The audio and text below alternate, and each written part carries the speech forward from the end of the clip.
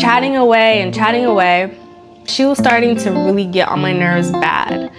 I don't know if the story was just starting to get jumbled and whatever she was talking about, and it was just a lot going on. My child was crying. Y'all, I got my popcorn today. I always tell y'all to go pop your popcorn, but look, listening to my own advice, I popped me my popcorn tonight. The kids are asleep. I just wanted to say that because it felt so good to say that. The kids are asleep and the house is quiet. Like, I hear the crickets outside. Like, that's how quiet it is. Okay, so before I go ahead and give y'all the topic, I wanted to give y'all a story. So my sister calls me, and she's been calling me consecutively with her woes, and I've just been there like an ear to listen. But y'all know sometimes it's hard when your little sister calls you with her woes and you want to be like, look, I got all the big sis advice. Just listen, let me tell you what to do. And she was just chatting away. She was starting to really get on my nerves bad. I don't know if the story was just starting to get jumbled and whatever she was talking about, and it was just a lot going on. My child was crying and I was asking questions, and then she would get an attitude with me like I wasn't keeping up. So I was like, look, I hope everything works out for you, but I'll talk to you later. I gotta go, bye. And I kind of ended the conversation pretty abruptly. When I got off the phone, I was a little irritated. It was like a hostile vibe between us at that point. So I started typing up a message. Thanks for sharing with me, what's going on in your life. And I just hope next time you can leave me out of it, because I don't want to hear about it. I don't want to be in the drama, especially if you can't listen to my advice. So I was all in my feelings. And I'm sitting here typing up this message, boop, boop, boop, boop, boop. So it's a pretty lengthy message. And I'm about to send it, but the Holy Spirit was like, go ask your husband. So I go to my husband. I'm like, babe, my sister was getting on my nerves, and I read him the message, and he started smiling, and I'm like, what's going on here? He's like, wait an hour. I was like, what? He's like, wait an hour. If you still feel like you want to send this message in an hour, then send it. But wait an hour. I was like, I feel like I should send it because and he's like, okay, just wait an hour. I wait an hour. 2 hours go by. 3, 4. Next thing I know is nighttime, and my husband's like, hey, Ken, did you send the message? And I was like, what message? And he was like, oh, I guess not. And I was like, oh, the message. I was like, oh, dang, I forgot about the message. He was like, okay. That moment, it had hit me. I was like, okay, growth is happening here. First, I listened to the Holy Spirit when the Holy Spirit told me to go talk to my husband. Secondly, I was able to listen to what my husband said and actually apply it because it was wisdom. Thirdly, the Holy Spirit had completely wiped it away from my mind, my spirit. I was at peace, didn't feel the need to have to say anything to defend myself. Just let the Lord handle it. And right then and there, I was like, sis is growing. Ken is growing. And I was really happy about how that played out. We should be seeing moments like that so often, especially when we have God's child in our bio, especially when we're churchgoers, especially when we're preaching to other people, or even like myself, doing faith-fueled conversations, talking to other women on a platform. Changes should be happening with our character. I really wanted to talk to you guys about growth, not just the kind that comes with a new house, a new car, a new outfit, a new hairdo. God doesn't operate just cleaning up the outside. Everybody loves to brag about the glow up, new hair, new car, new man, new house, new me. Who this? But let's be real. It's still the same you, childish, impatient, reacting over every little thing instead of responding, numbing ourselves with partying, shaking our butts, and hoes, late night calls. So it's like, yeah, your man got finer, your account got bigger, yeah, you traded in your Kia Sport for a Porsche, but deep down, all up in here, the heart, nothing has changed. Let me ask you the real questions. How are you responding to those late night booty calls? Are you pulling up? Is he pulling up? How do you respond to conflict at work?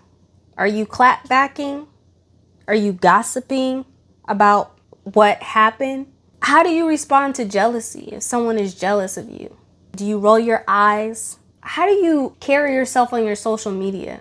Are you flaunting your body? Are you provocative? Are you showing the lifestyle of God's child or the lifestyle of Satan's child? Because that's the real glow up. How you carry yourself. It's how your heart responds to things that happen to you that are not always so great. See, God actually gives you a full heart transplant. Let's go ahead and really dive deeper into this. Y'all ready? Get your popcorn, ladies. So as y'all know, I've been reading Genesis, and if you watch my last video, how I forced myself to read the Bible, y'all go ahead and watch that. I read the Bible and study with AI. I study with the dictionary, and I really dive deep into the Bible. With this story that I'm reading with Jacob and Laban, how Jacob's life started and the drama with him and Esau, I began to ask some questions, and it led me to looking at Jacob's life as a growing process. And I was like, yo, Jacob really changed. Over these years, Jacob was growing and maturing in God. I was like, this is a really good lesson for the women out here, for myself. And then I looked at Laban in total contrast to Jacob. They started out the same. But Laban, he never changed. Laban was who he was at the beginning of the story to the end. Laban stayed consistently the same. That's how a lot of ladies are operating today. From the beginning of your story till now, you're still the same person. What? God's child what? God's child what? Let's keep going. Hopefully y'all know this story. So Jacob's youth, he was impulsive and self-interested. Early in life, Jacob was known for being clever. He was known for being a schemer. Remember, he buys Esau's birthright. He doesn't even really buy it. He tricks him into getting it. And then he deceives his father, Isaac, to get the blessing. At this stage in his life, his decisions are driven by immediate gain, not patience or trust in God. Is this ringing a bell to anybody? I want what I want. Bump what God says. So Jacob flees Esau and arrives at Laban's house in Haran. He meets Rachel and falls in love, and he agrees to work for this woman that he's fallen in love with for 7 years. That is crazy. He grew that much that quickly before he wanted what he wanted. Now he's waiting 7 years for a woman he loves. Growth point. Jacob begins a long season of patience. He commits to labor, a real test of long-term focus and trust. Sometimes, ladies, the trials that we go through are not just work to work. It's work that's working on us. It's work that's working on our character so that when the blessing does come after this drought season, we're able to handle it. We're able to proceed properly. This man does 7 years of service, and then he ends up getting Leah. He doesn't even get the woman he wanted. Guess what he does? He works another 7 years to make sure he gets Rachel. Another growth point. Patience, endurance, faith, integrity is being cultivated during this time. Jacob learns to wait on God's timing, not on his own desires. Through this all, Laban, his own uncle, is manipulating him, changing his wages, tricking him. But Jacob does not fight back. Jacob does not start scheming like he did back in his younger years. He doesn't give a clap back like he did back in his 20s. He doesn't give a clap back like he did back in his teenage years. No. He allows God to direct the outcomes. Talk about growth. While all this is going on, he's getting blessed by God. Jacob's flocks start to increase through God's guidance. He gains wealth. He gains prosperity. Growth point. Jacob begins to exercise wisdom without resorting to being deceitful or forcing outcomes. I can keep going. This man was growing at every part of his life. Read the story. Now, in contrast, let's look at Laban. From the beginning, Laban is introduced. Laban is already self-focused and calculating.